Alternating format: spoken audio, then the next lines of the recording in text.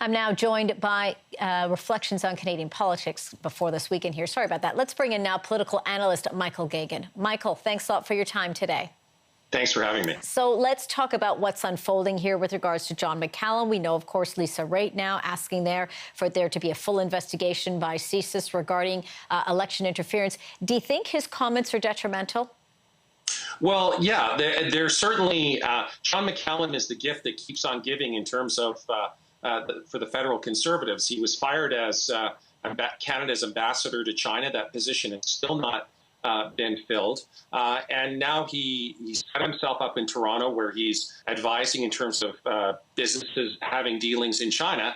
And then it's a situation where he's telling the Chinese, look, the harsher you are with Canada, the more you're helping the opposition party in terms of the likelihood of winning this October's election. Mm-hmm. That kind of discussion is certainly imprudent at best, and at worst, it does amount to, basically some kind of foreign political interference, which most Canadians would raise an eyebrow at. So I think there's people in the Prime Minister's office right now who are very much wishing that John McCallum would sit down and keep quiet. It's interesting now because he is considered to be a private citizen, and yet, of course, we're listening to what he's saying. Is what he says hold water? Does it have any value to it? Or is it just really ruffling the feathers here? And I'd like you say they just want him to go away.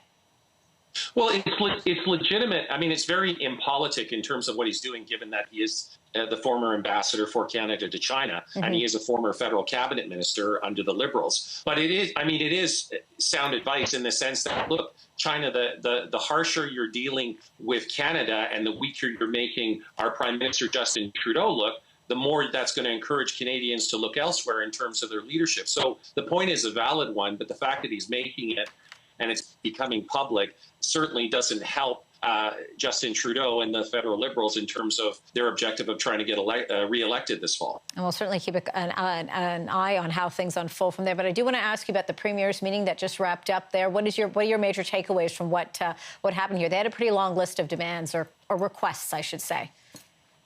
Well, I thought there was a couple of interesting things that come out there. A number of premiers, Alberta, obviously, but also New Brunswick, they were talking about an east-west energy corridor, mm-hmm. Something that others, including the federal Conservatives, have talked about in terms of the economic sovereignty of our nation. And also, if we want to do something like stop buying oil from Saudi Arabia, we can't do that right now because we have no way to supply New Brunswick refineries with Alberta oil. And so we bring in oil from Saudi Arabia. So that was one takeaway. Another issue, of course, is they're always talking about interprovincial trade barriers. I'd like to see less in the way of talk and more in the way of action. And there's also some discussion around a national pharmacare program. Certainly most Canadians, they've seen their pay fall well behind their cost of living. Mm-hmm. And so, any relief that can be provided at that front would be welcome. Provinces are looking at setting up their own provincial programs. So that was another thing that stood out for me. And what's also interesting is the exemption from Buy America legislation. Yeah, that's certainly seen as critical in the sense that they want Canadian companies to be able to bid and participate in projects that are undergoing in the United States and vice versa. And obviously, given how integrated our economy is with the United States, that is something we very much need to achieve. All right, we'll have to leave it there. Michael Geoghegan, thanks a lot for your time. Thank you. You're welcome.